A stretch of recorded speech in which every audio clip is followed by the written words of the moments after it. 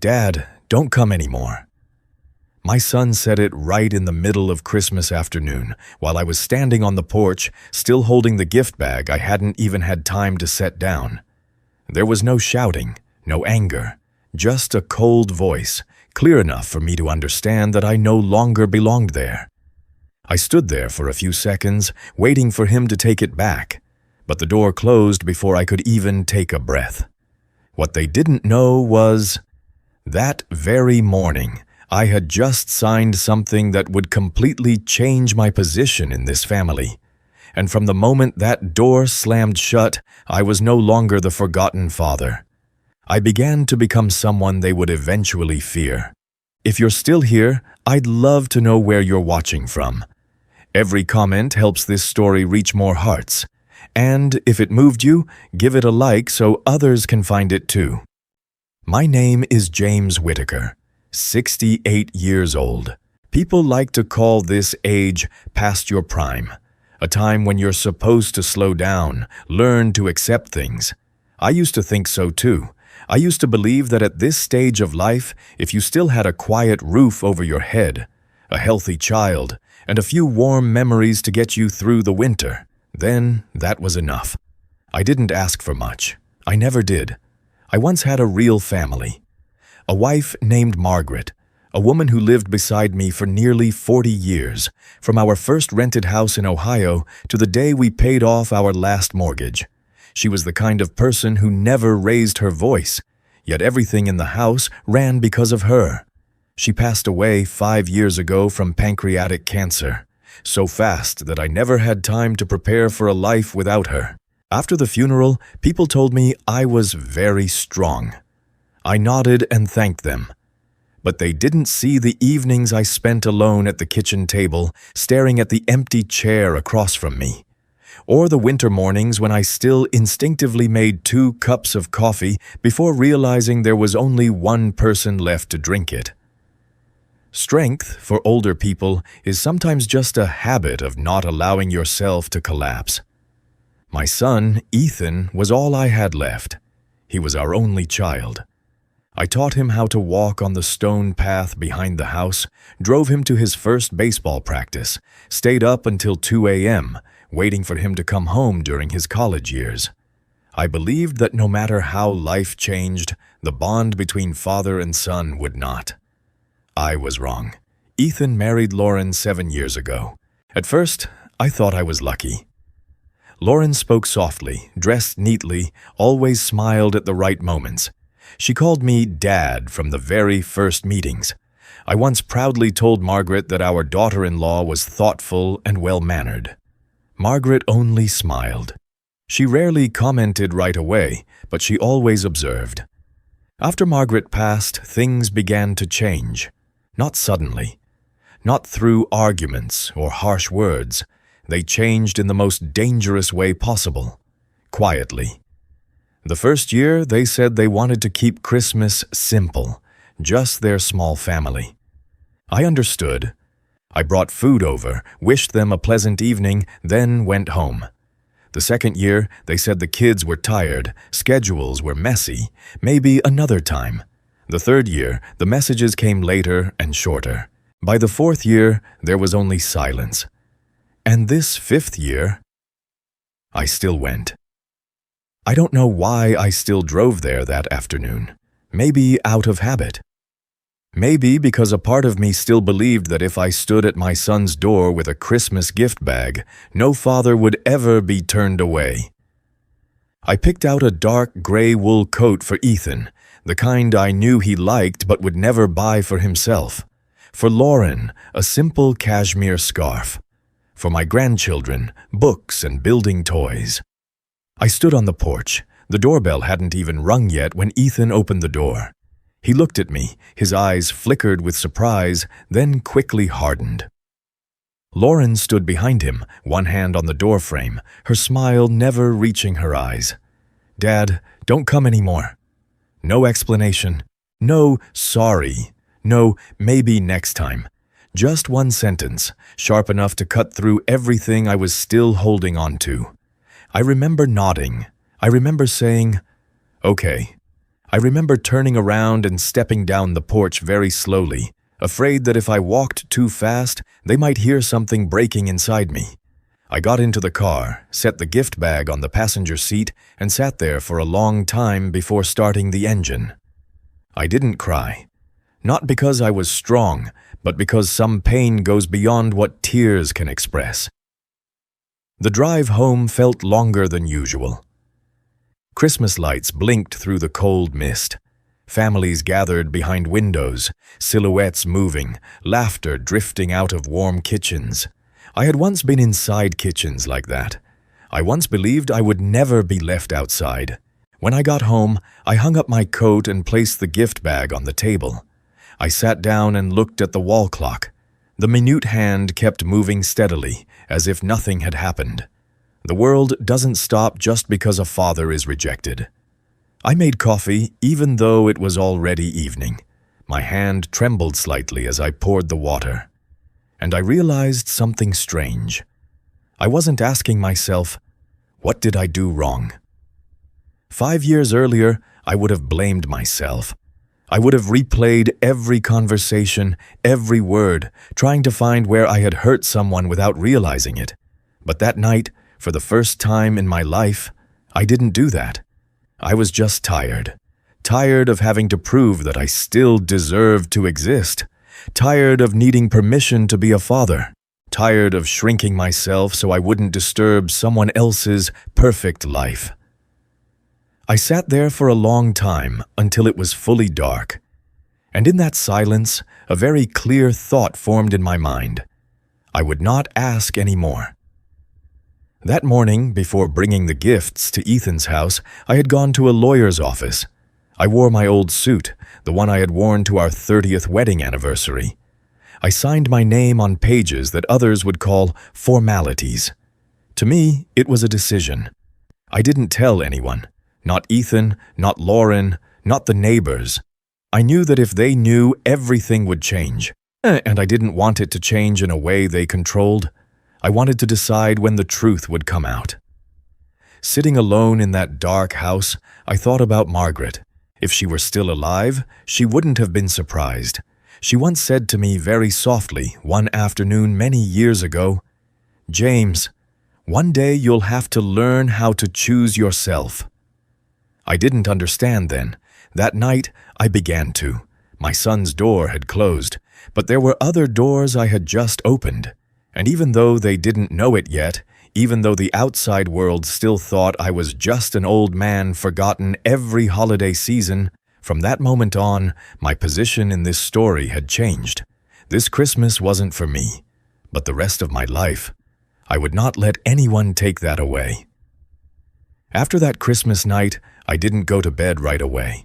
I sat for a long time in the living room, where everything was still arranged as it had been 5 years earlier, when Margaret was still alive. The blanket she liked was neatly folded over the back of the chair. The wall clock ticked steadily, a sound I had rarely noticed before, but since she passed it felt like the only breathing left in the house. 5 years. It doesn't sound long, but it's enough time for a person to be worn down little by little without even realizing it. When Margaret died, I thought I had already experienced the greatest pain of my life. I was wrong. Losing a wife is losing half your life. But slowly losing your son, slowly losing your place in your own family is a different kind of loss. Slower, quieter, and far more persistent. In the first months after the funeral, Ethan called me often. Sometimes just a few minutes to ask if I had eaten, if I needed anything. I treasured every call. I never complained. I didn't want him to think I was weak or dependent. I said I was fine, even though many nights I only ate a slice of bread to get through the meal. I believed my son was trying, in his own way. Lauren seemed caring then, too. She sent flowers on the first anniversary of Margaret's passing. She sent cards with careful handwriting, polite and proper words. I thought maybe I was too suspicious when I felt something missing in those lines, something warm. I told myself that everyone expresses emotions differently. Then things began to change. There was no clear milestone, No single event I could point to and say, that's when everything shifted. It was like aging without noticing, until one day you look in the mirror and realize your face is no longer the same. The calls became less frequent, from once a week to every 2 weeks, then once a month. When I called, Lauren usually answered. Her voice was always polite but rushed. "Ethan's busy, Dad. I'll tell him." And there was never a call back. I started memorizing times, avoiding evenings, avoiding weekends, avoiding moments when I might disturb them. I shrank myself little by little. Ethan's way of speaking changed. He no longer asked how I felt. He asked whether I had handled this or settled that, whether everything was organized. The words sounded reasonable, grown up, but cold.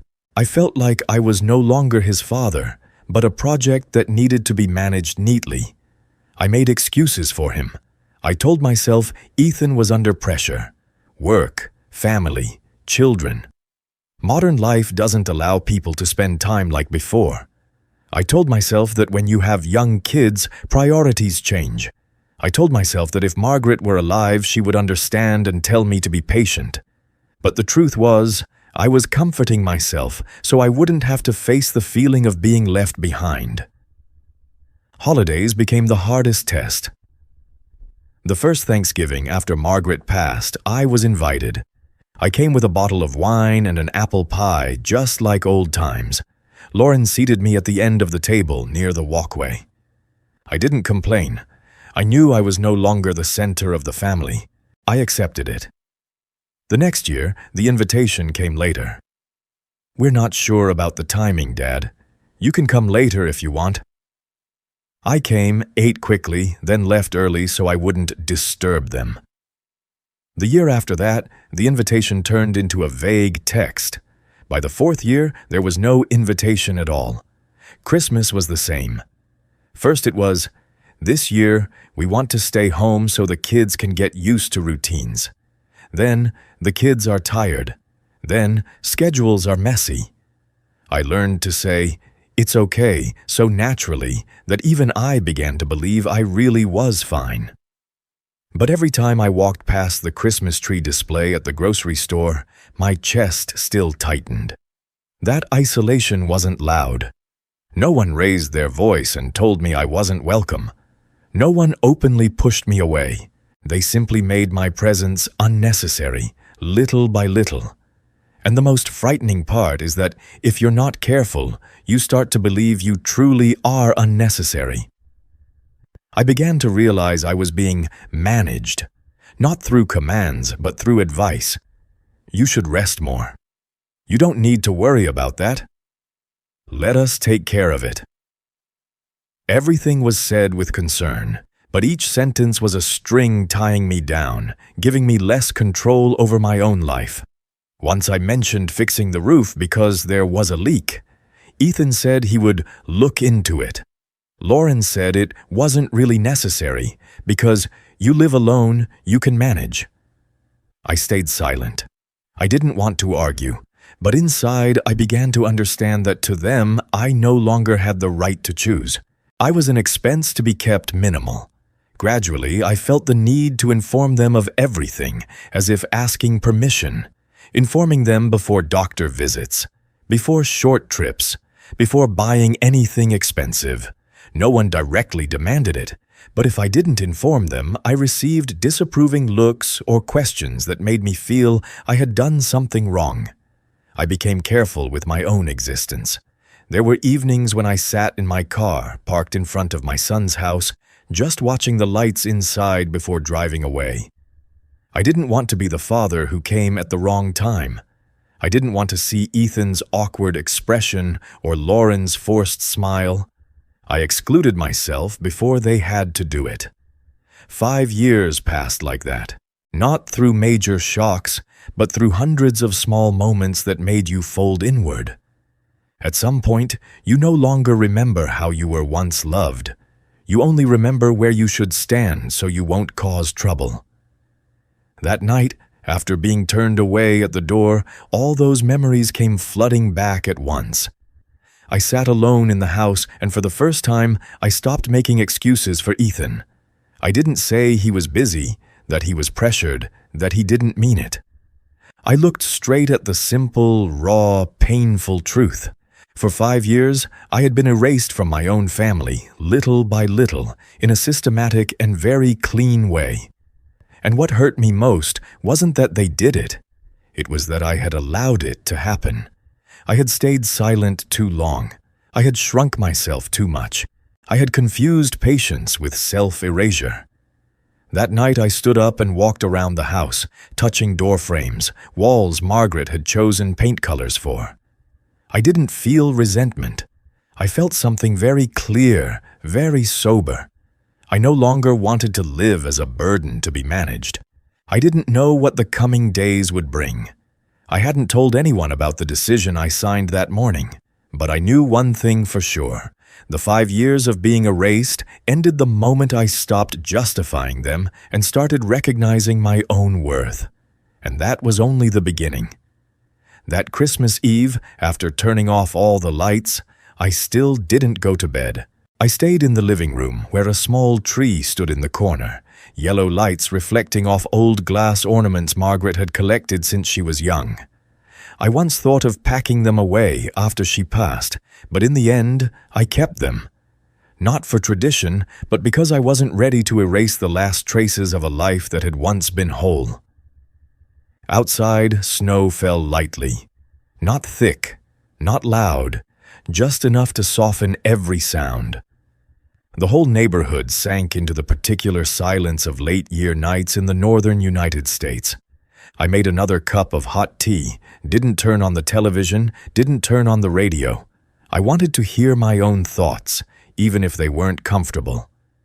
That was when, as I stood up to pull the bedroom curtain, I saw the box. It was tucked deep in the back of the closet, behind winter coats I no longer wore. A dark wooden box, rectangular, not large, but heavy enough that I needed both hands to pull it out.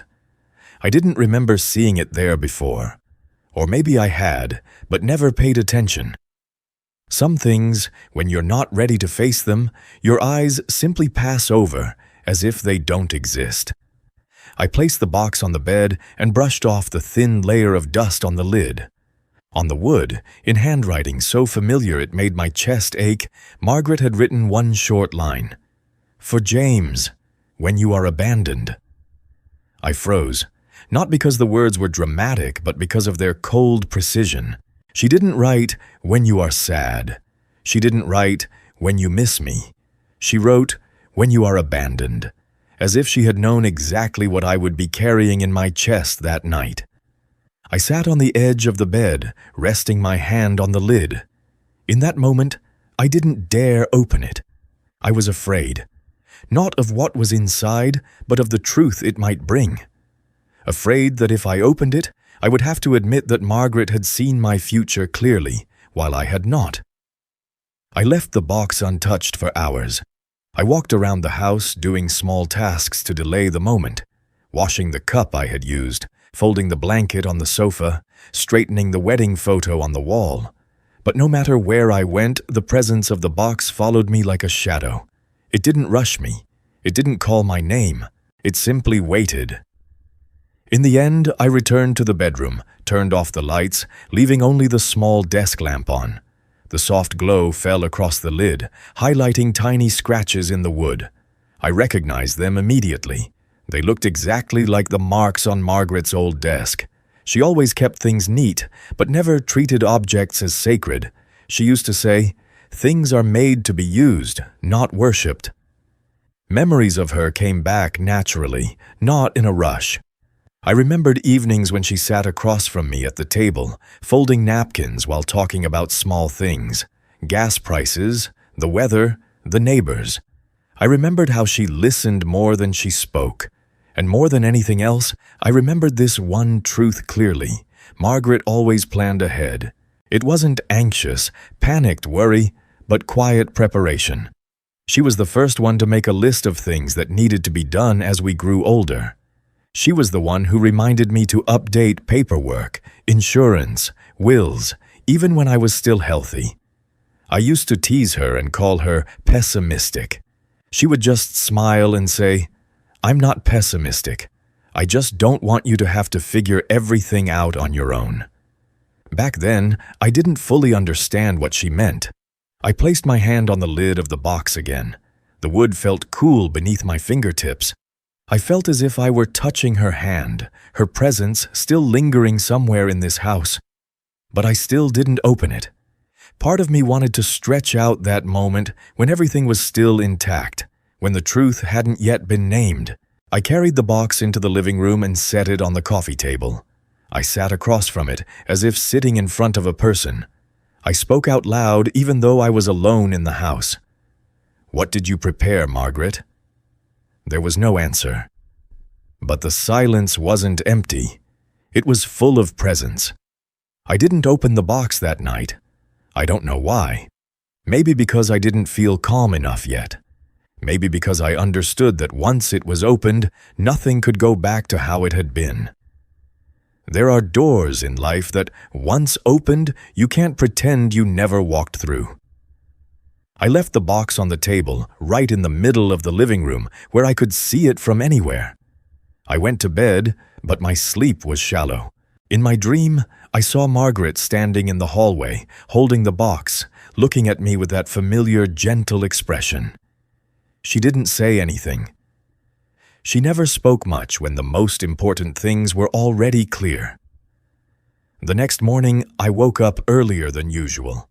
Pale winter light filtered through the curtains. The box was still there, unchanged, as if it had never been moved. I made coffee, carried my mug to the table, and sat down across from it. This time, I didn't hesitate as long as I had the night before. Not because I was no longer afraid, but because I realized I needed to know. But before opening it, I stopped.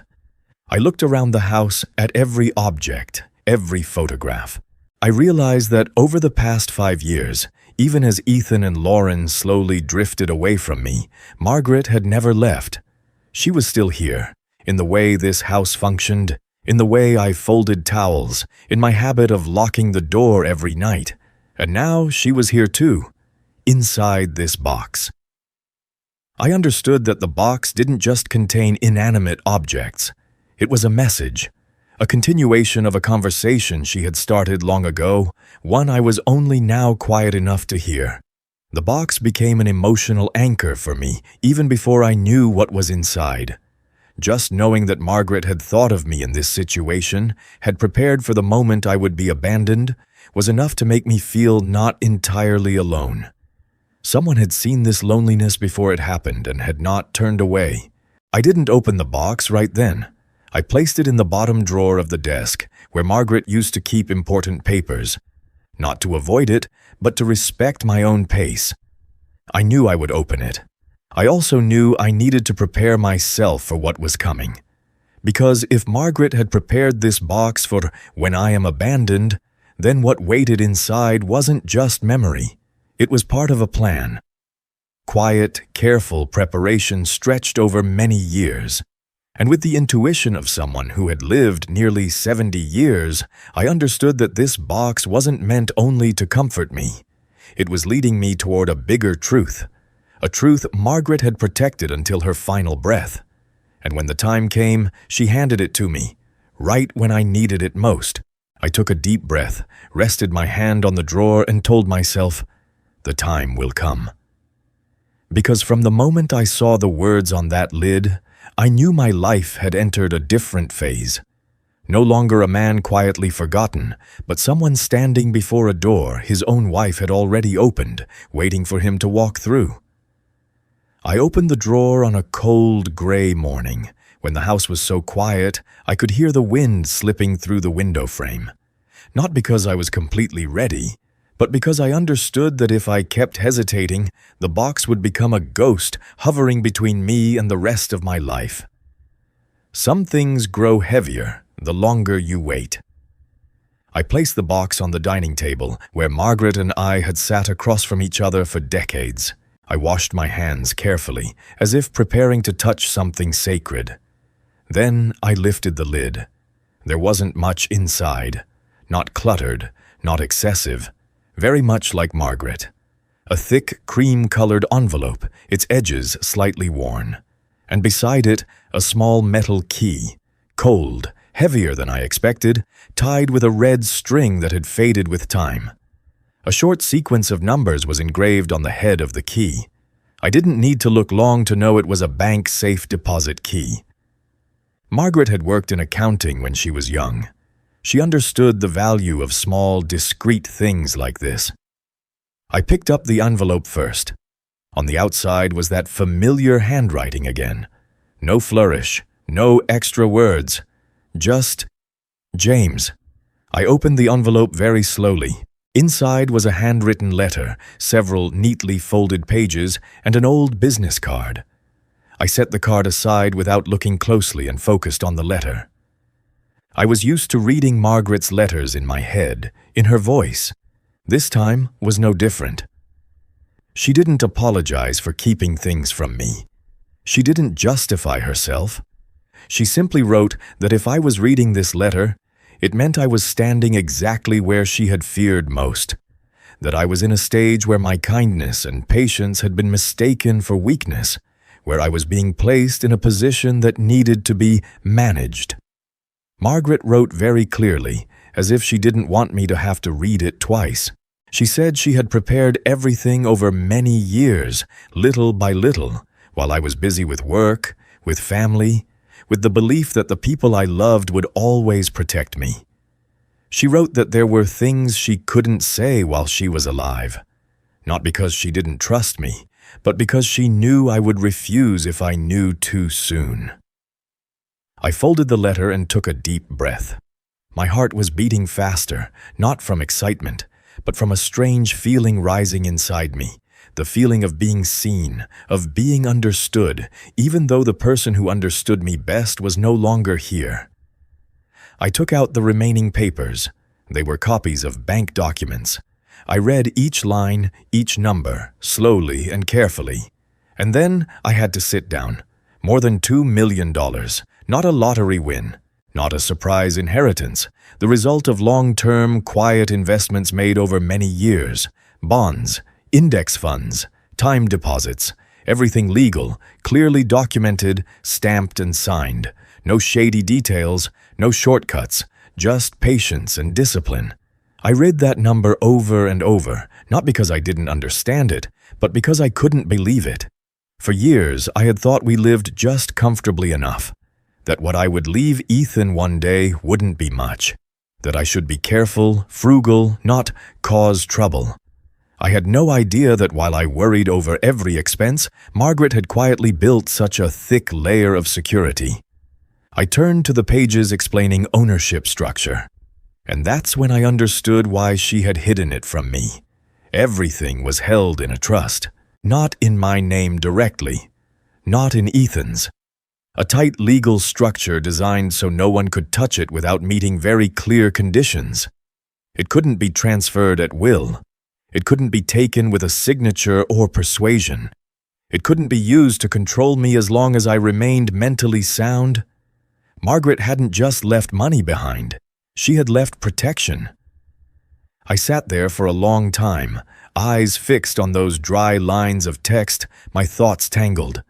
I felt dizzy, not because of the money, but because I realized how much I had underestimated my own life. I wasn't poor. I wasn't weak. I had simply lived too modestly in a world that no longer respected modesty. I remembered the times Lauren talked about better management, the measuring looks, the questions about expenses and plans. I remembered having to explain why I needed to fix the roof, why I still wanted to make small decisions for myself.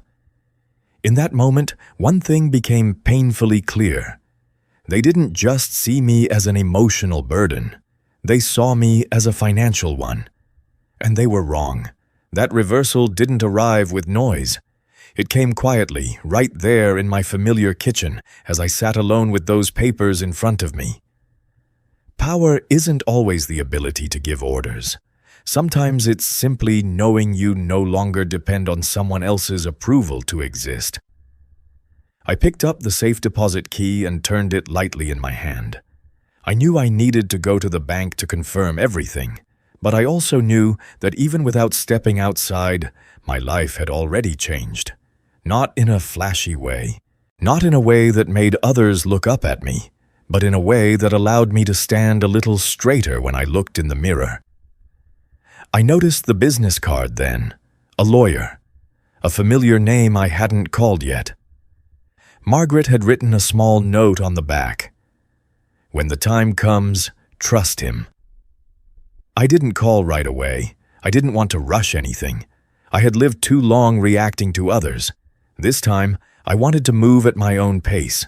I put everything back together, more carefully than I had ever packed for a trip. The letter went on top. The key was wrapped in a small piece of cloth Margaret used to protect valuables. I closed the box, but didn't lock it. Not because I was afraid of losing it, but because I no longer felt the need to hide it from myself. All that day, I didn't tell anyone.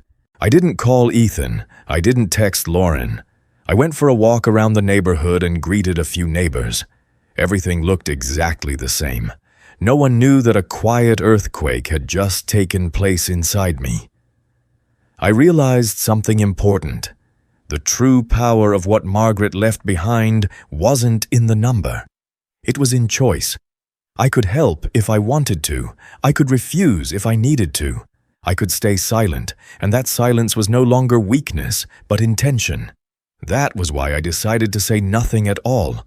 Not because I wanted revenge, not because I wanted to see how they would behave without knowing, but because I understood that once this truth came out, every relationship around me would change shape. I wanted to see the essence before laying my cards on the table. That evening, I ate alone, but without the hollow feeling of previous nights. I thought about Margaret, her calm, the way she prepared for a future she knew she wouldn't be part of. I whispered a thank you, not for the money, but for the trust she placed in me. I was no longer a forgotten father because I had nothing to give. I was simply someone who had chosen silence at the right moment, fully aware of my own worth. From that moment on, I knew the balance had begun to shift. No one else noticed it, but I did, and that was enough. Changes began to arrive in a way that had become very familiar to my life in recent years, quietly, indirectly, and always carrying a vague sense that something wasn't quite right, even though everything looked reasonable on the surface. I told no one about the box, not about the key, not about the numbers Margaret had left behind. I continued living as before, or at least as everyone thought I was living. But some things don't need to be spoken to spread, especially in small communities where people see each other at the grocery store, the gas station, or Sunday church services. I bought the lake house in early spring when the snow had just melted away. A modest house, not flashy, sitting on the edge of a quiet lake about a 20-minute drive from town. I didn't buy it directly under my own name, and I didn't hide it either. I simply didn't announce it. To me, it was a personal decision, not a statement. But rumors began to appear. At first, they were casual questions from neighbors. "Heard you got a new place, James?" Then came congratulations mixed with curiosity. I nodded, smiled faintly, and offered no explanation. I didn't realize that at the same time, those small bits of information were being pieced together somewhere else. The first call from Ethan came on a Tuesday afternoon while I was out on the lake house porch, fixing a loose wooden board. The phone vibrated in my jacket pocket, a sensation that had grown unfamiliar after so many years. I looked at the screen, hesitated for a second, then answered. "Dad, are you doing okay?" Ethan's voice sounded different, not rushed, not clipped, softer somehow, as if he were trying to reach an older version of our relationship. I answered briefly that I was fine. He asked what I was doing. I said I was fixing a few small things. He paused, then asked casually, "Have you been going out much lately?" I understood that question wasn't really about my health, but I answered in the safest way possible. I said I'd been taking walks, changing the scenery a bit. I didn't mention the lake. I didn't mention the house. Ethan didn't ask more, but I heard it clearly in his tone, a quiet confirmation. He already had information. He was just verifying it. From then on, the calls started coming more often. Not regularly, but enough for me to notice a new rhythm. Lauren began texting as well. Short, polite messages asking how I was eating, whether I needed help. She used many emojis, something that had rarely appeared in our conversations before. I replied just enough, not distant, but not opening up either. For the first time in years, I felt that they needed me. Not the presence of a father, but something else, something heavier, more specific. And I knew that if I wasn't careful, I could easily confuse the two. They started inviting me to dinner again. Not big family gatherings, but low-key invitations. Just me and them, sometimes with the kids. I agreed once, not because I was eager, but because I wanted to see more clearly. That evening, Lauren prepared the meal carefully. She cooked dishes I liked, or at least dishes she thought I liked. The table was neatly set. Ethan appeared patient, attentive. Everything was proper. Too proper. I sat there, eating slowly, answering slowly. I noticed the way Lauren watched me when I lifted my glass, when I set down my fork and knife. That look was no longer social courtesy. It was evaluation, calculation, as if she were measuring how much control I still had over my own life. Then the questions began, very skillfully. "Have you been feeling more tired lately, Dad? Do you remember what we talked about the other day? Have you had any trouble getting around?"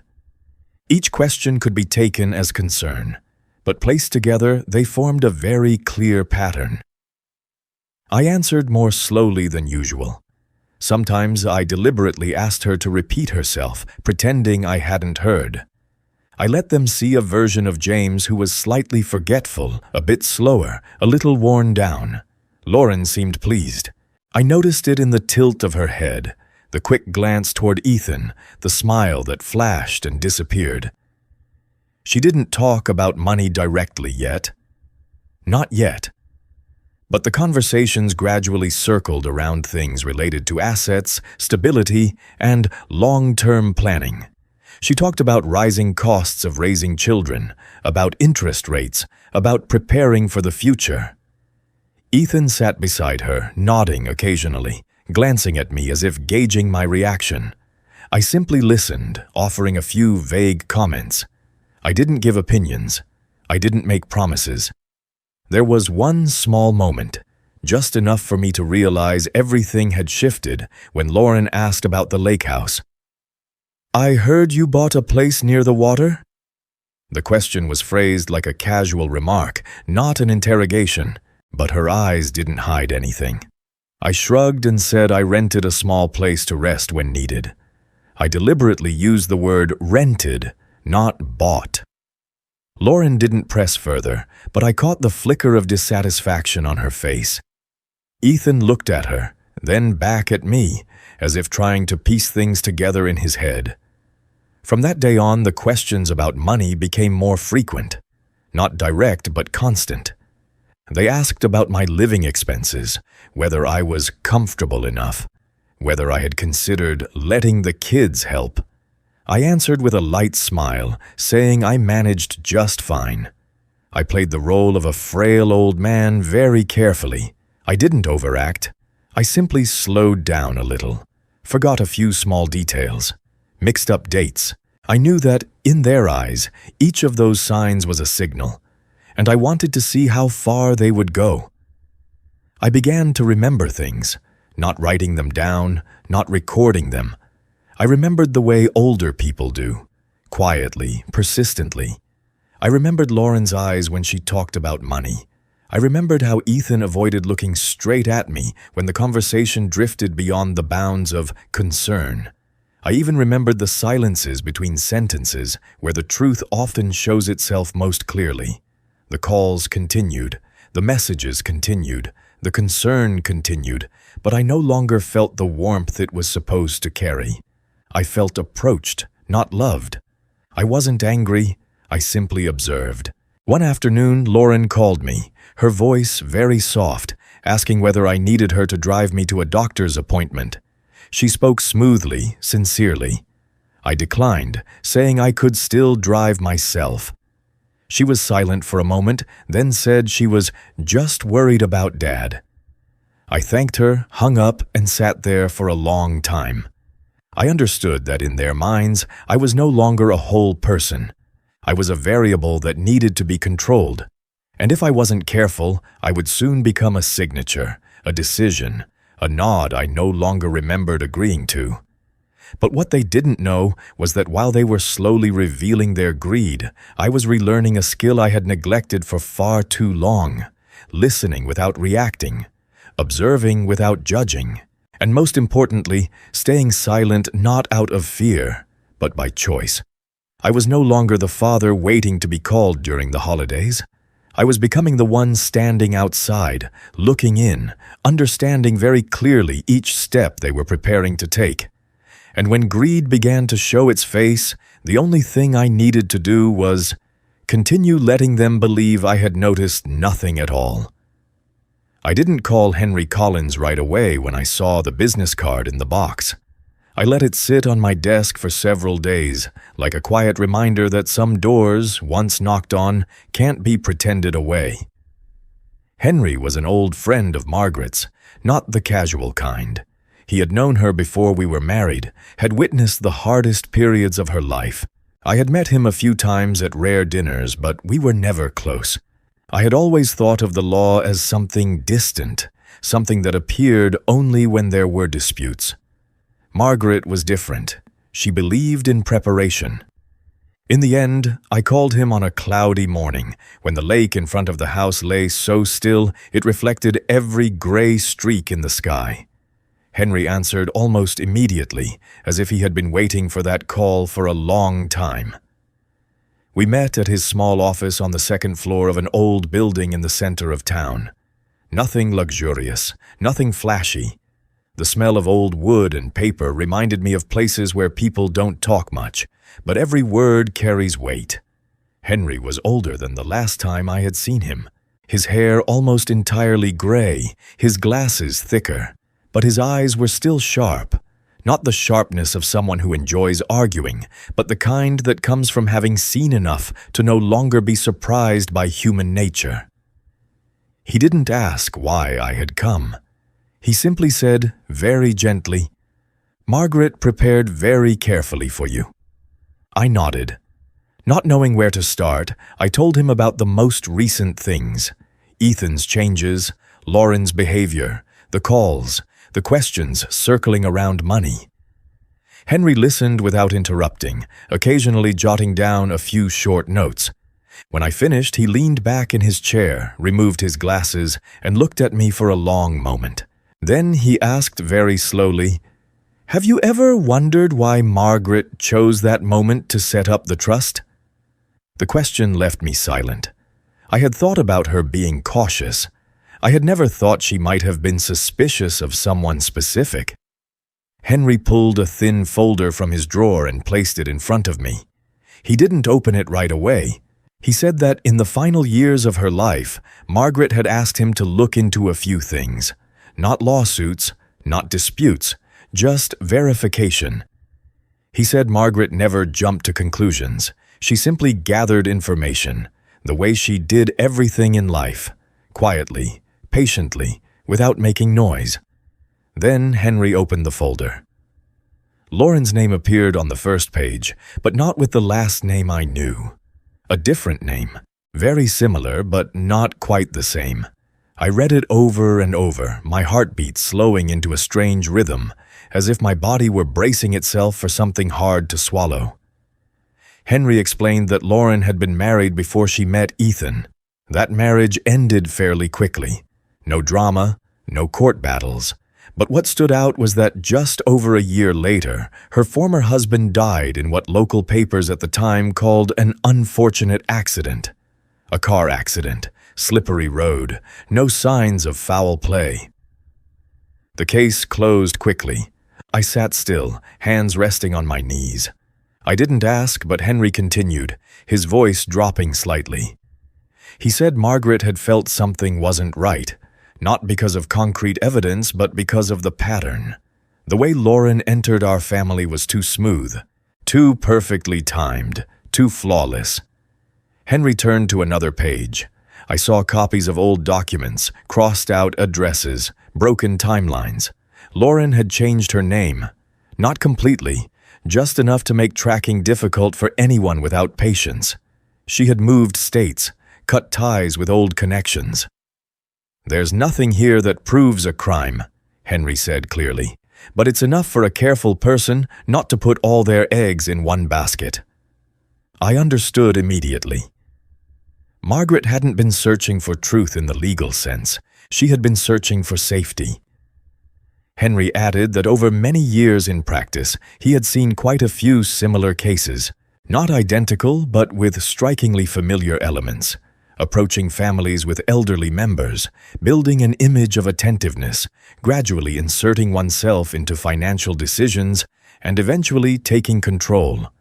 It didn't always end in tragedy, but it always began with concern. As he spoke, I felt a chill run down my spine. The recent calls, the questions about my health, the offers to help. Suddenly, they lined up neatly in my mind, like puzzle pieces I had seen for a long time but never assembled. Henry looked straight at me, not trying to scare me, not exaggerating. He simply said, "Margaret worried that if one day you appeared weaker in their eyes, everything would move very quickly." For the first time since all this began, I felt real fear. Not the vague fear of old age, a very specific fear. The fear of losing control over my own life. The fear of becoming a decision signed by someone else. The fear that if I were no longer fully aware, that concern would turn into a beautiful cage with no exit. I asked Henry whether Margaret had known anything for certain. He shook his head. He said she never spoke in absolutes. She only said, "If I'm wrong, no one is harmed. But if I'm right, James needs to be protected." I sat in that office for a long time, staring out the window where pale light filtered in. I thought about Ethan, about how my son might have unknowingly become part of something he didn't fully understand. I didn't think Ethan was a bad person, but I knew people could do very bad things when they believed they were doing what was right. Henry asked what I wanted to do next. I didn't answer immediately. I hadn't gone there looking for a counterattack. I had gone to understand how dangerous my situation truly was. Finally, I said I didn't want confrontation. Not yet. I just wanted to make sure no one could decide for me. No one could push me into a position where I no longer had a voice. Henry nodded, as if he had expected that answer.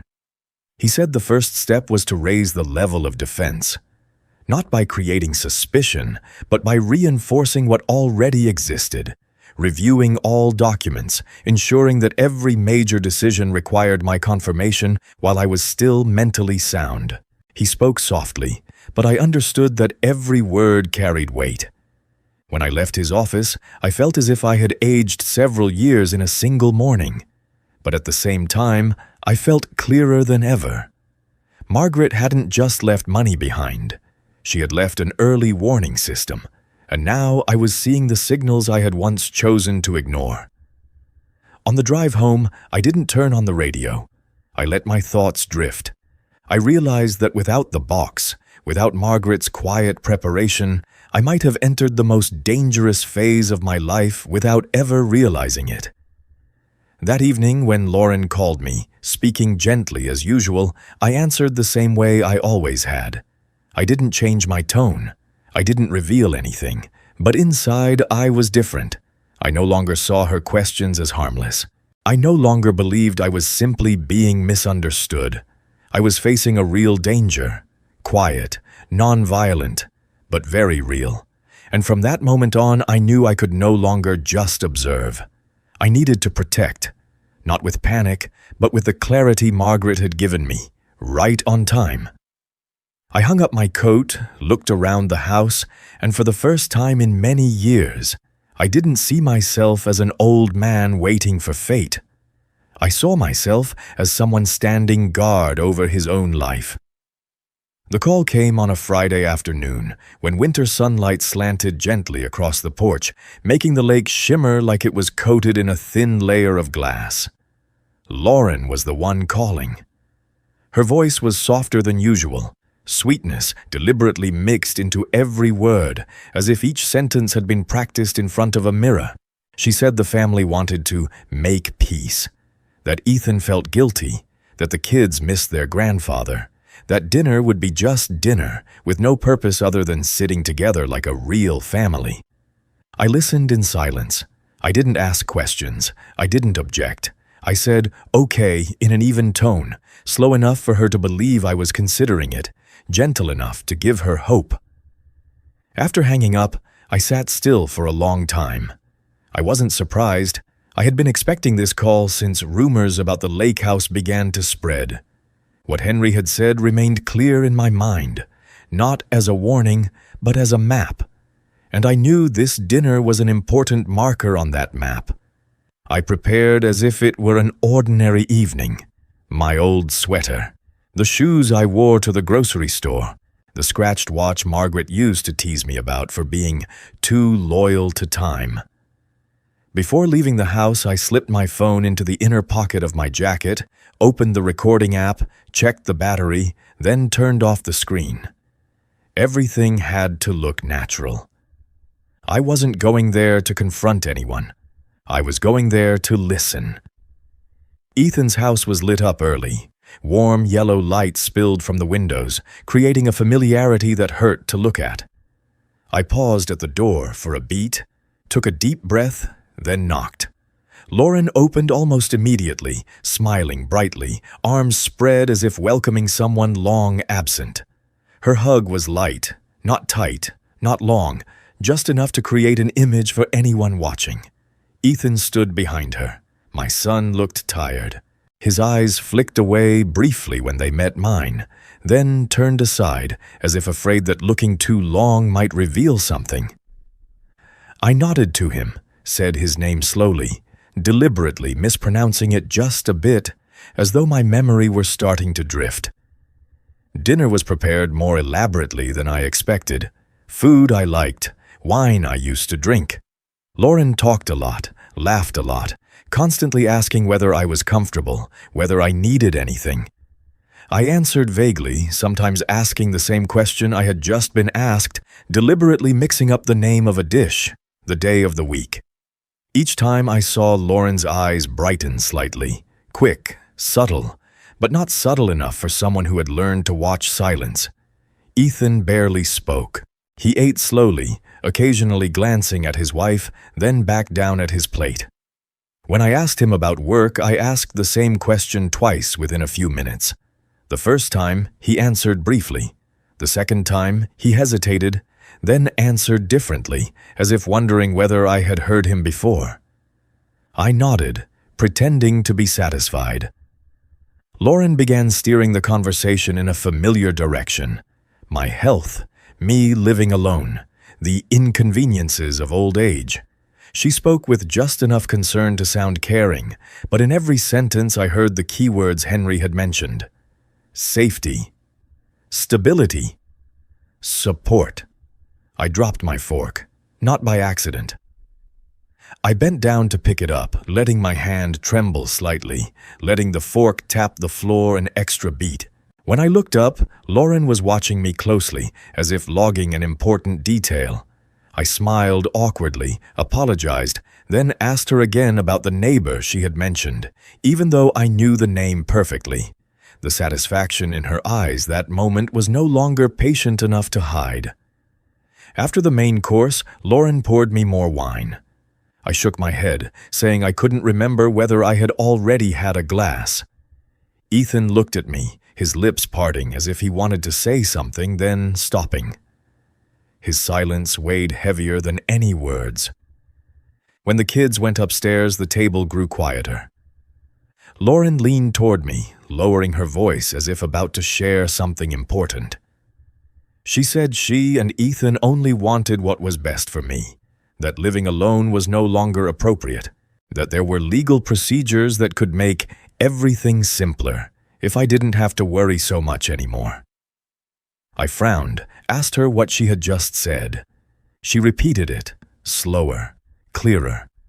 This time, the words were less sugar-coated.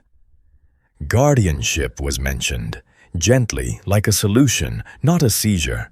She talked about managing finances, about avoiding impulsive decisions, about family responsibility. I looked at Ethan. My son remained silent.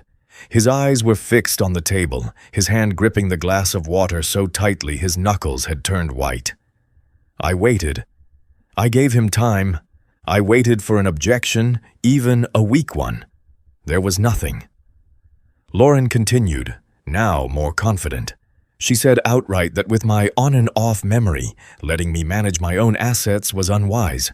She said everything would still belong to the family, that I wouldn't lack anything. She spoke with the tone of someone accustomed to making decisions for others. I nodded, pretending to understand, then asked an unrelated question about whether tomorrow was Monday. Lauren smiled, answered, and went on. She didn't realize that every word she spoke was being preserved. Each breath, each pause, each sentence that crossed the line of concern. When she mentioned that, if necessary, the process could be started early, I saw Ethan shift slightly. He opened his mouth, then closed it again. The greatest betrayal wasn't in Lauren's words.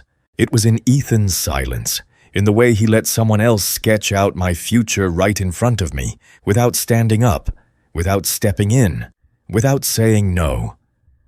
I rose slowly and said I was tired, that I needed to go home.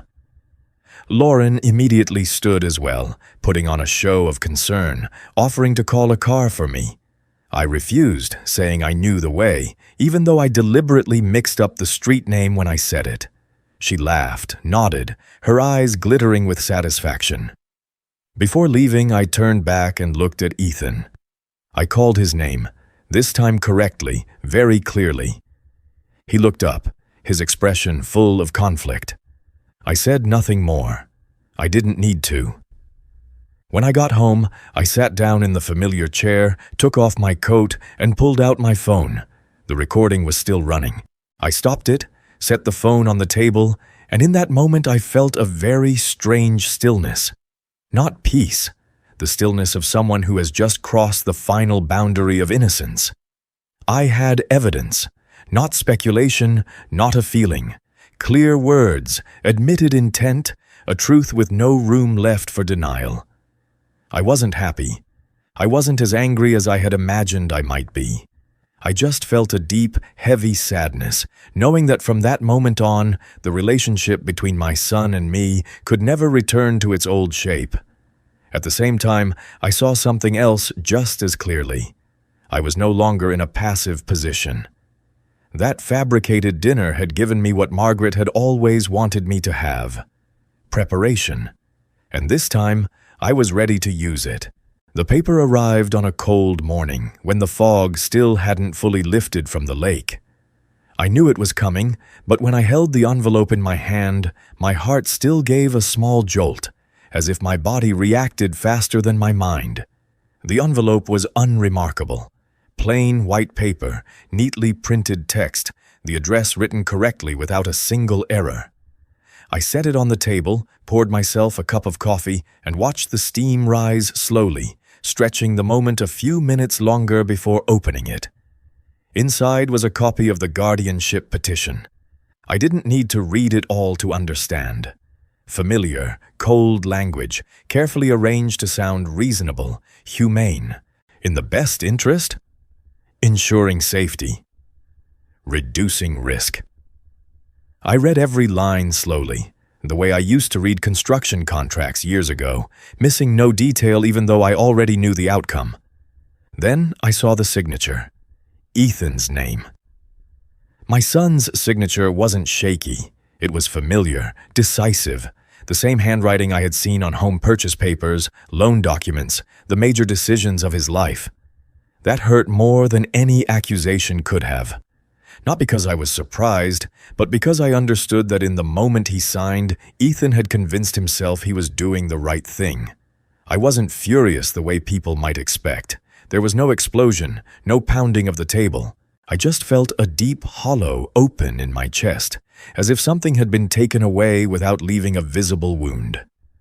I thought about Ethan as a child, the first time he learned to write his name, the crooked letters, how I had held his hand patiently through each stroke.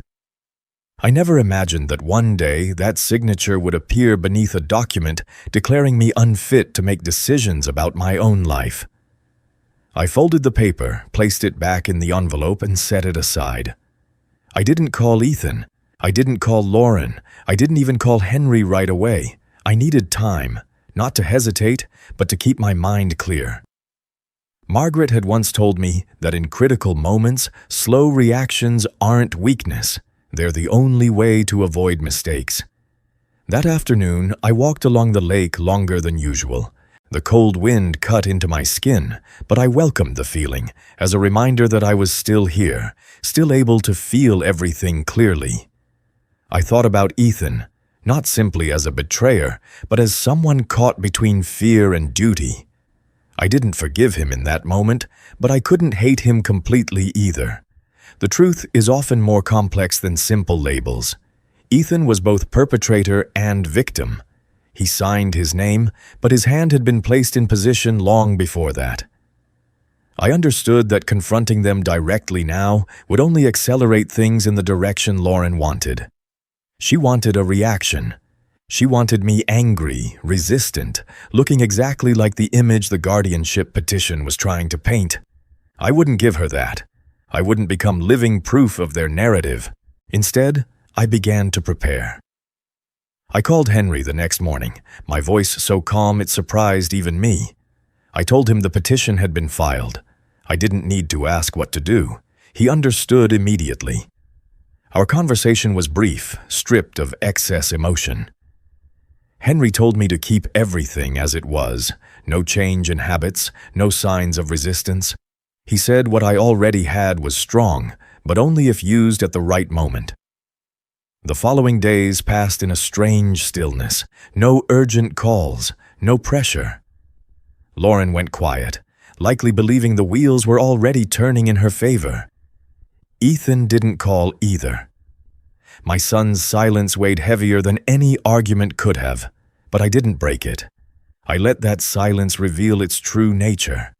I continued living like an ordinary old man, grocery shopping at the same hour, greeting neighbors as usual. Sometimes I deliberately repeated questions in front of others, reinforcing the image Lauren wanted to construct. No one suspected anything. No one questioned it. And that, more than anything, told me I was on the right path. At night, I sat in the quiet house, listening to the wood creak softly as temperatures shifted. I replayed the recording from the dinner, not to torment myself, but to remember. Each time, I caught another small detail, another pause, another careless phrase. None of it was shocking on its own, but together they formed a very clear picture. I didn't tell anyone about the next step, not neighbors, not new acquaintances, not even myself out loud. I let the plan exist like an underground current, silent, steady. Everything had to remain absolutely confidential, because once the storm broke, only what had been prepared in advance would hold. There were nights I lay awake, staring at the ceiling, thinking about Margaret. I didn't ask her for more help. She had already done enough. I only whispered one quiet sentence as if to myself, I understand now. I understood that love isn't always sheltering with open arms. It's leaving behind the tools for the one who remains to protect himself. I knew the guardianship petition was only the beginning. I also knew that for Lauren, everything was part of a long game. But this time, I was no longer a piece being pushed around the board. I had stood outside the game long enough to see exactly how it worked.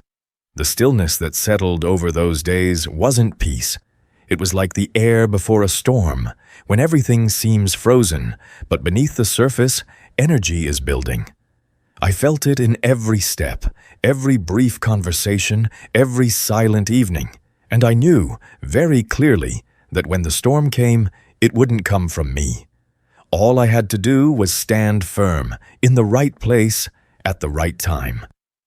That night began very ordinarily, so much so that if I hadn't known what was coming, I might have believed nothing would happen. I was in a small hotel room about a 20-minute drive from the lake house, exactly as Henry had suggested. An absence that was convincing enough and safe enough. Darkness fell early, the wind sweeping through the parking lot with a steady, whispering sound like the breathing of a sleeping animal. I didn't turn on the main light. Only the desk lamp cast a warm glow over the open book beside me. My phone lay face down on the table, the screen dark, but I knew that beneath the glass, everything was running. The camera system around the lake house had been activated earlier. Nothing flashy, just quiet eyes watching. Lauren believed I was away. She believed it because she had built an entire story to support it. In recent days, I had deliberately mentioned a short trip, vaguely talked about a medical checkup in the city. I misnamed the hospital once, then forgot the appointment time later. Lauren didn't correct me. She simply noted it. I knew that look. It didn't observe to care. It observed to calculate. Just before 11 p.m., the phone vibrated lightly on the table. No sound, just a subtle buzz, like a tap on the shoulder.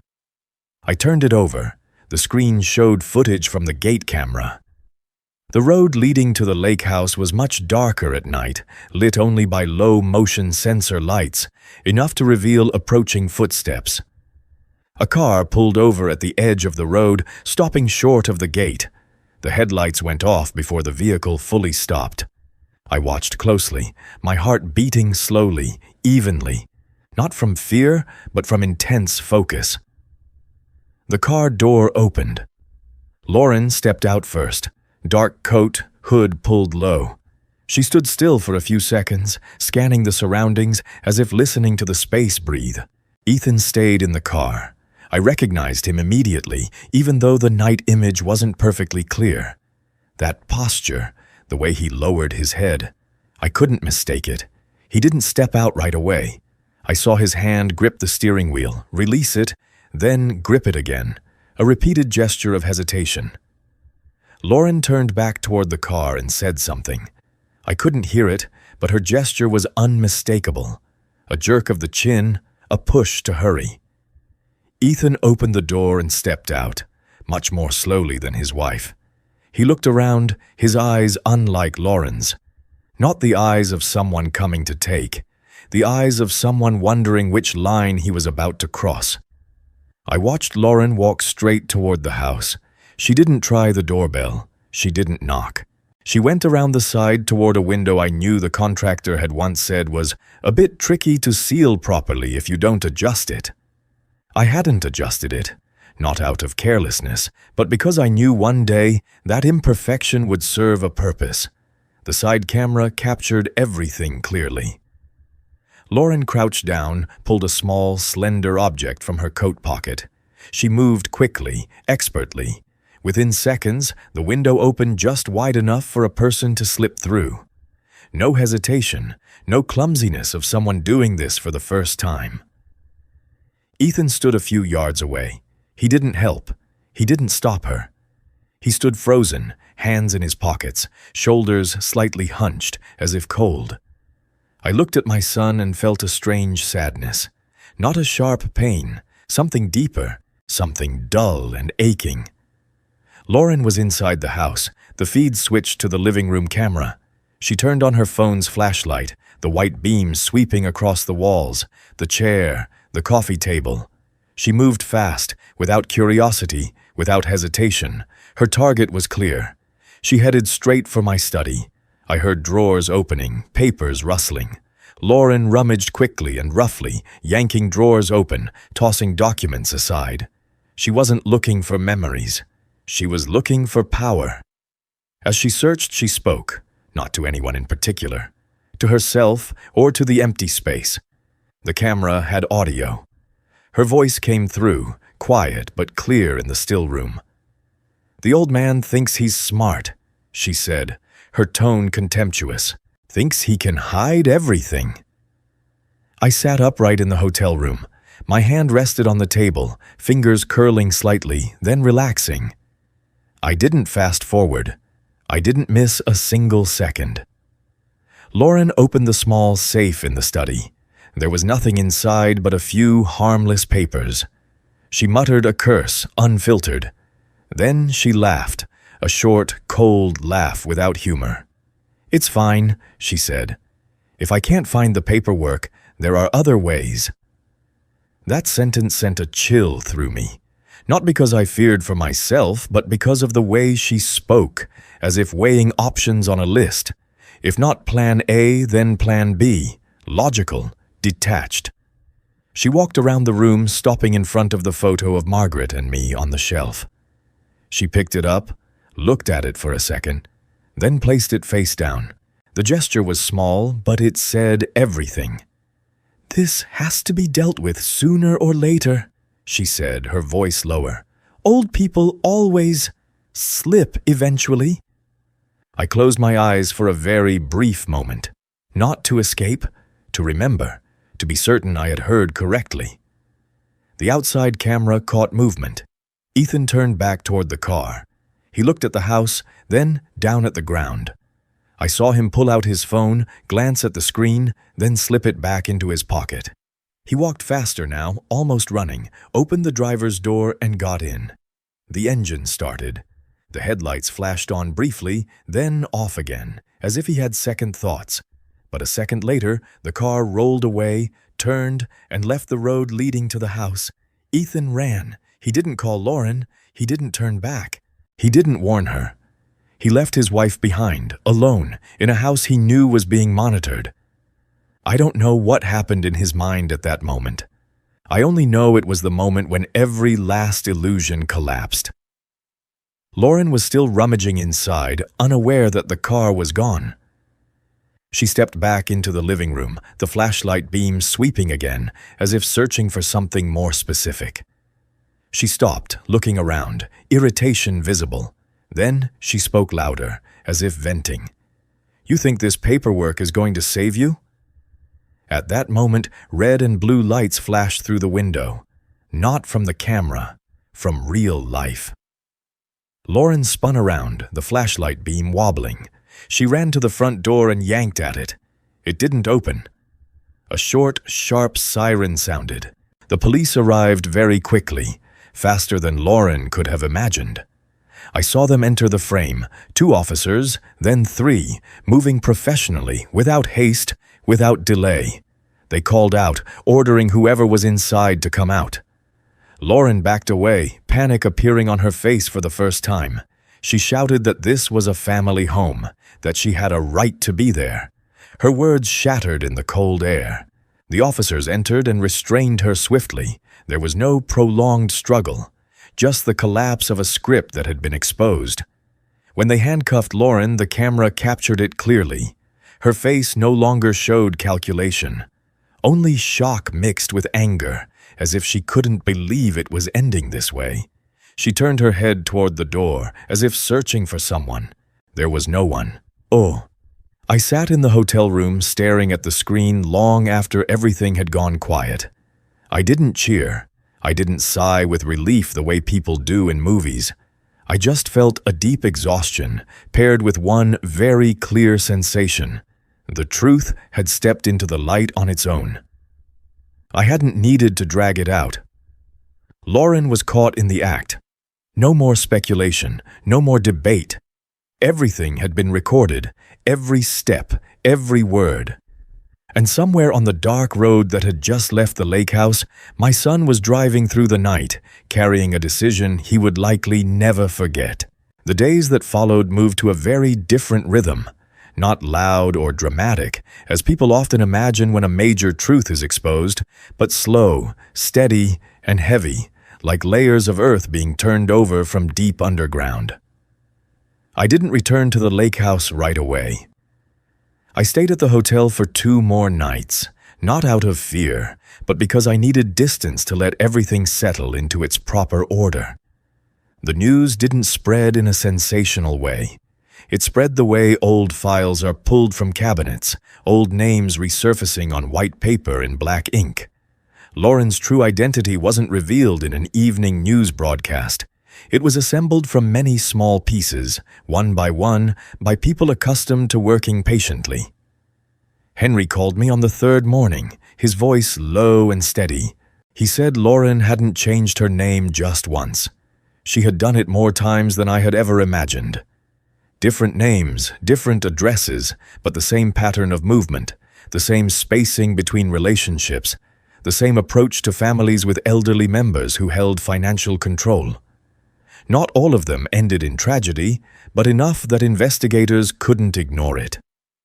The accident years ago involving her former husband was no longer sitting quietly in a closed file.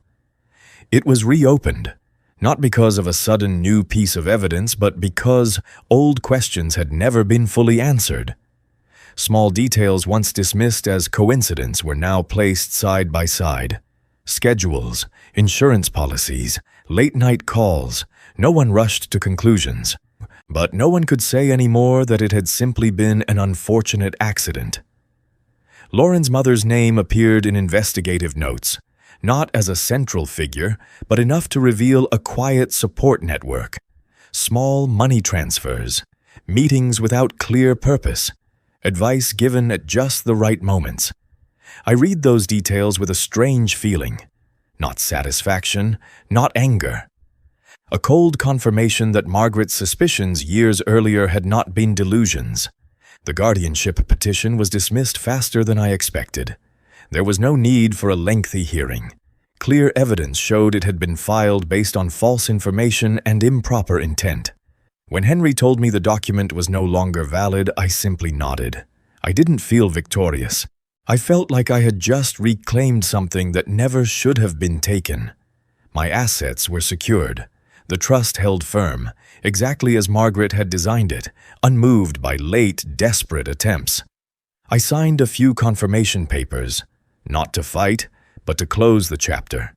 Each signature this time carried a very different meaning from Ethan's signature on the guardianship petition. It didn't strip away, it affirmed. Justice didn't unfold like it does in movies. There was no single dramatic climax. It arrived gradually, through meetings, long working sessions, files that grew thicker with time. I wasn't called to testify right away. I wasn't placed at the center of everything, and I was grateful for that. I didn't want this story to revolve around me as a tragic protagonist. I just wanted it to end properly. Ethan didn't call me during that time. I knew he was facing his own questions no one else could answer for him. I didn't seek him out, not because I was angry, but because I understood that some silences are necessary for a person to confront what they have done and what they have failed to do. When I returned to the lake house, spring had arrived. The space felt familiar, no longer violated.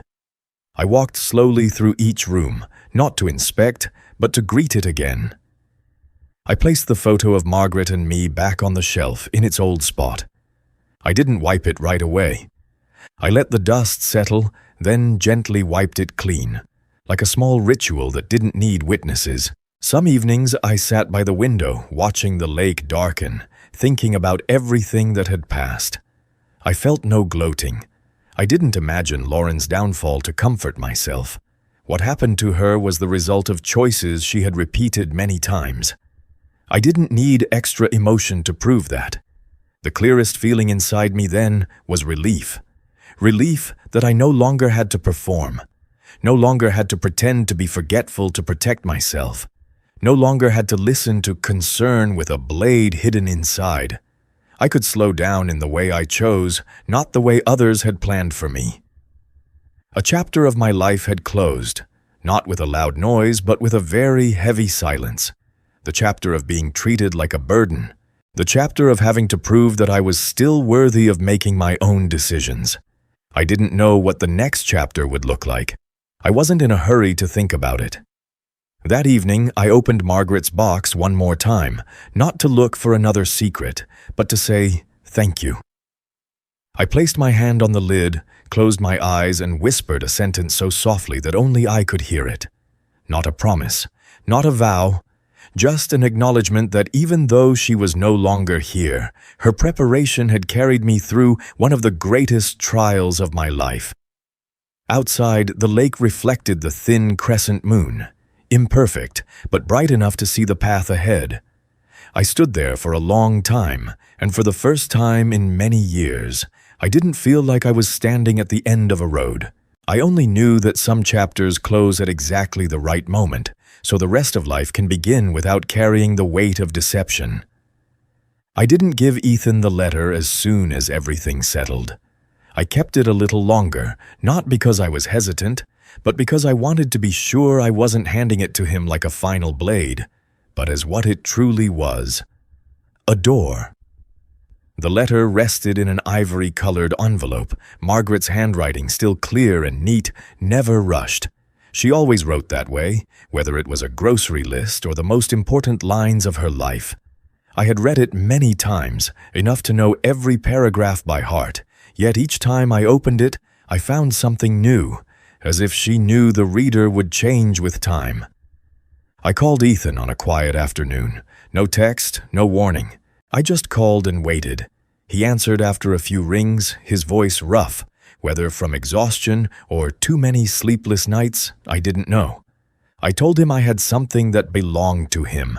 No explanation, no additions, just the place and time. He agreed immediately, without questions. We met at a small cafe where Margaret used to like sitting with a book every Sunday morning. I arrived early and chose a table by the window. When Ethan walked in, I noticed he had lost weight. His shoulders slumped in a way I rarely remembered seeing before. He looked around, then spotted me, and walked over slowly, as if each step required careful thought. We sat across from each other. Neither of us spoke for the first few minutes. The low hum of the coffee machine behind the counter, the clink of a spoon against a cup.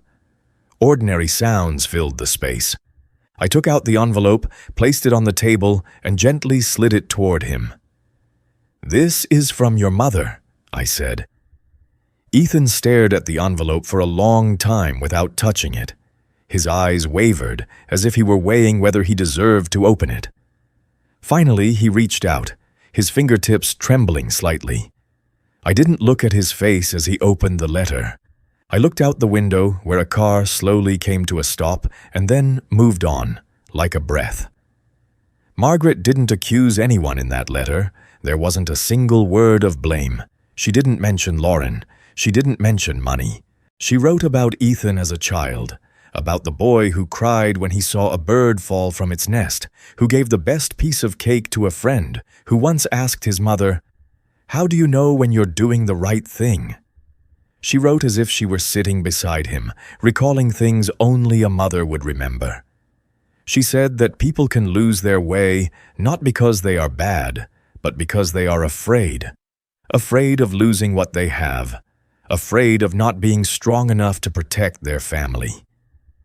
She wrote that if one day Ethan read this letter, it meant things had gone too far, but it was still not too late to stop. Margaret made no demands. She didn't ask for an apology. She simply gave Ethan the right to choose again. She wrote that her son had always been capable of choosing differently, as long as he dared to face the truth and accept the consequences of that choice. When Ethan reached the final lines, I heard a sharp intake of breath, as if the air had been pulled from his lungs. He folded the letter, then opened it again and read it once more slowly. I saw his eyes redden, then tears fall, quietly, without drama. Just the tired tears of someone who had carried too much for too long. He lowered his head and covered his face with both hands. His shoulders shook. I didn't reach out to comfort him. I didn't place a hand on his shoulder like I used to when he was young. I let him stay there with what he needed to face. Some pain, if soothed too quickly, is never fully understood. Ethan spoke, his voice breaking into fragments. He admitted that he had known something was wrong for a long time. He knew Lauren controlled everything, little by little. He knew her stories didn't fully add up. But he chose silence. He was afraid of losing his family, afraid to admit he had been wrong to let things go so far. He said that every time he looked at me, he felt both guilt and anger, and he didn't know how to face either feeling. He said signing the guardianship petition was the moment he convinced himself he was doing something good. Not for me, for himself, so he wouldn't have to face the truth that he had allowed someone else to take control of his life. I listened without interrupting. I didn't argue. I didn't correct his version of events. When he finished, the room fell silent again. I took a sip of coffee that had gone cold, the familiar bitterness spreading, real and grounding. "I can't forgive you right away," I said, my voice low and steady. I looked directly at him for the first time since the meeting began. "Not because you didn't apologize, but because some fractures need time to see whether they can heal." Ethan nodded. He didn't object. Perhaps for the first time in many years, he wasn't trying to justify himself. "But I won't turn my back completely," I continued. "Your mother didn't write that letter for us to cut each other off.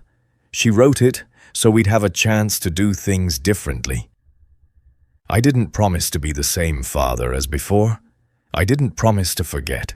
I only said that if Ethan wanted to rebuild anything, it would have to begin with honesty, and with accepting that our relationship would no longer be what it used to be." Ethan cried a while longer, then gradually calmed down. He carefully folded the letter and placed it back in the envelope, as if it were something precious that needed protecting. When he looked up, his eyes no longer avoided mine. Not because everything was fine, but because for the first time, he wasn't running away.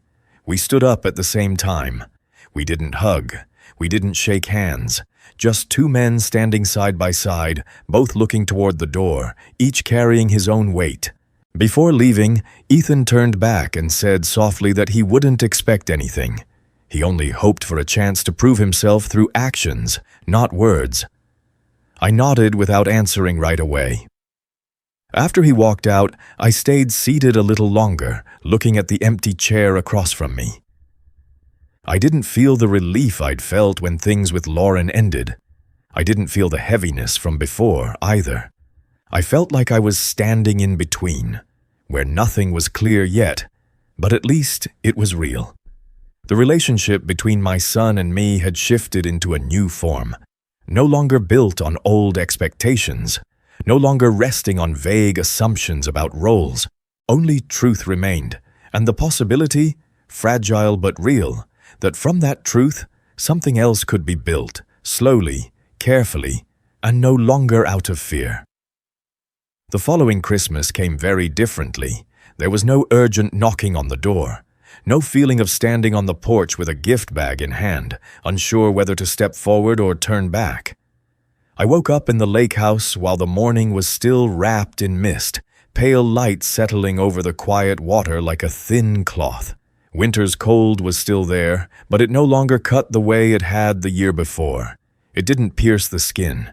It simply reminded me that I was alive, present, exactly where I needed to be.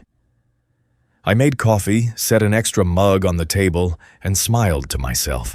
Not because someone was about to arrive immediately, but because I knew people would come today. Not out of obligation, not out of duty, but because they wanted to. By midday, familiar faces began to appear. A few friends from the local veterans group, an older couple I'd met in a weekend woodworking class, a neighbor who often brought over baked goods when she made too much. We didn't call ourselves family, but we treated each other as if we had been one for a long time. We talked about simple things, the weather, food, old memories. No one asked me about money, no one probed, no one needed me to prove anything. In the small kitchen, the smells of food blended together, and laughter rose. Not loud, not overwhelming, but warm enough to fill spaces that had once been empty. I realized I was no longer counting who was missing. I was no longer asking what should have been. I was living in the present moment, where everything moved at its own pace. Family, I understood then, isn't a list of people who share your blood. Family is those who respect your boundaries, those who don't demand that you shrink yourself to belong, those who come, sit down, and never make you feel like you have to make yourself smaller to fit. In the afternoon, as the sunlight tilted, a knock sounded at the door. Not hurried, not forceful. I knew immediately who it was. I stood up without rushing and walked toward the door. Through the glass, I saw Ethan standing there, empty-handed, shoulders slightly hunched, as if he were knocking not just on a house, but on a decision.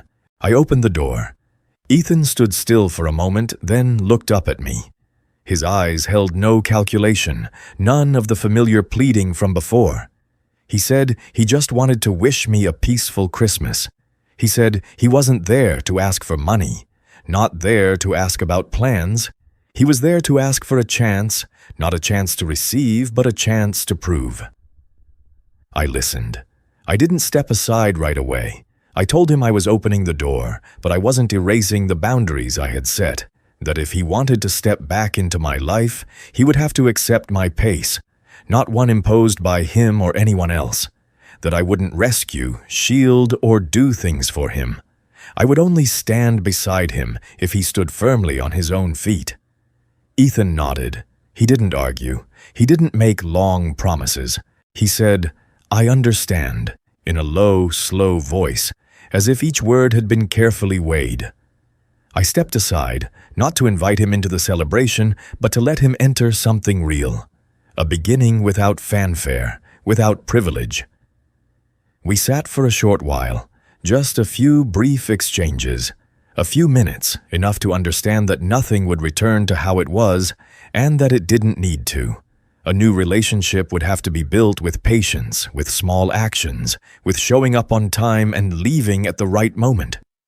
When Ethan left, I stood by the door a little longer, not out of regret, but to acknowledge what had happened, to recognize that I had opened the door without losing myself. That evening, after the guests had gone, the house grew quiet again. I cleaned up slowly, leaving a few plates on the table for the morning. I sat down and watched the lights reflect on the surface of the lake. In that stillness, I thought about what had passed, not to dwell on it, but to keep what mattered. Old age is not the time to surrender your right to self-determination. It's the time to understand more clearly than ever what cannot be negotiated. The right to be safe, the right to say no, the right to choose yourself without guilt. Setting boundaries is not selfish, it is a responsibility to your own life. If this story feels familiar to you, if you recognize a reflection of yourself or someone you love, please remember this is a work of fiction. It is meant to reflect and caution, not to incite hatred, not to target any individual or organization. It simply wants to remind us that at any age, you have the right to protect yourself and choose how you live. I stood up and turned off most of the lights, leaving one small lamp on in the living room. I wasn't waiting for a call. I wasn't waiting to be chosen. I had already chosen. If you've stayed with me to these final lines, let me ask, where are you watching this story from? A small town, a big city, or somewhere far away? If this story touched you, share your thoughts or experiences in the comments. Your words might help someone else feel less alone. And if stories like this bring value to you, please like, subscribe, and follow for the next ones. Thank you for staying until the very end, for listening, and for giving me, and perhaps yourself, a quiet moment to reflect. I closed the door gently. Outside, Christmas continued on. And inside this house, I smiled softly, with a new certainty. I stopped waiting to be chosen. I chose myself.